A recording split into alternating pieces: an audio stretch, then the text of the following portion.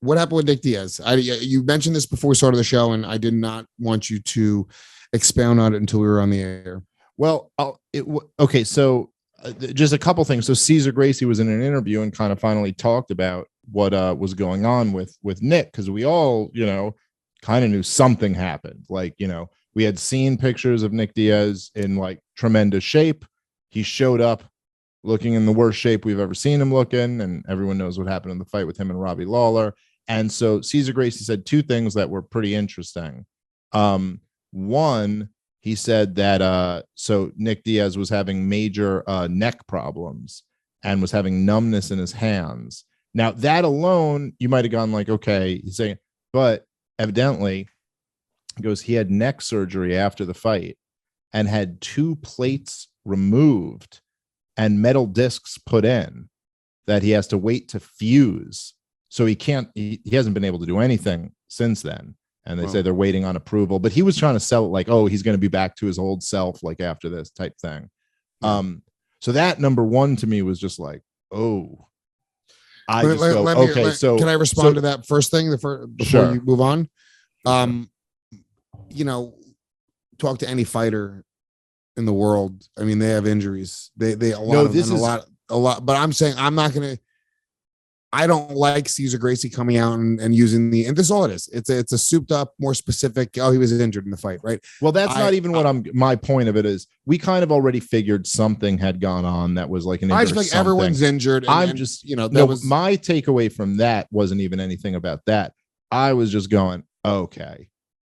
For me, it's my favorite fighter of all time.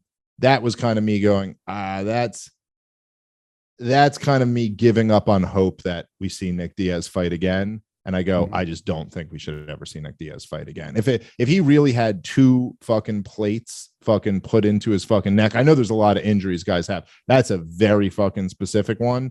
I go, dude, at his age to have that, his time away from the cage, I go, then I probably don't think it makes sense for him to fucking come back after that. I don't want to see him come back and see like a shadow of Nick Diaz to fucking come fight again. So that was kind of my takeaway from that. The other thing that was kind of interesting that he said was that he owed money to the commission from the weed suspension back in the day, and that he had to come fight because he owed them like $75,000 or something like that. So that was the quote.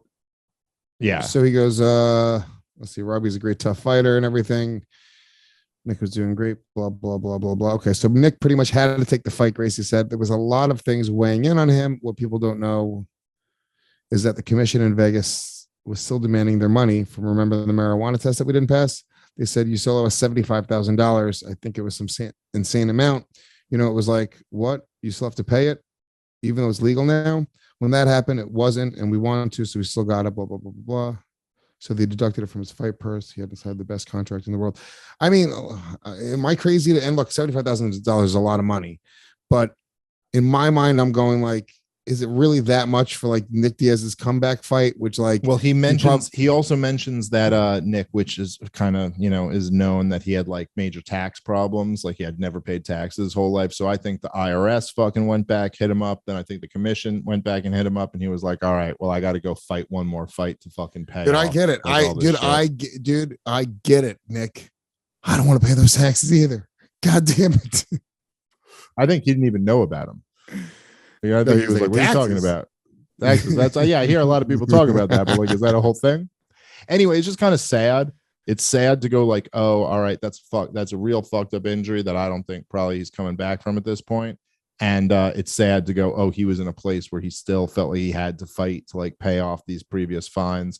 All I know is I think his brothers made real fucking good money over the fucking years. So hopefully they're all taken care of. I just feel like Nick Diaz, he's such a big brand that he should be making a lot of money, but maybe he's not. I don't know. I mean, I see him doing like seminars and things like that and appearances at clubs. I just don't know. I don't know. Nick Diaz could be worth fucking $10 million. He could be in $1 million in tax debt, and both would make sense. Yeah, no, exactly.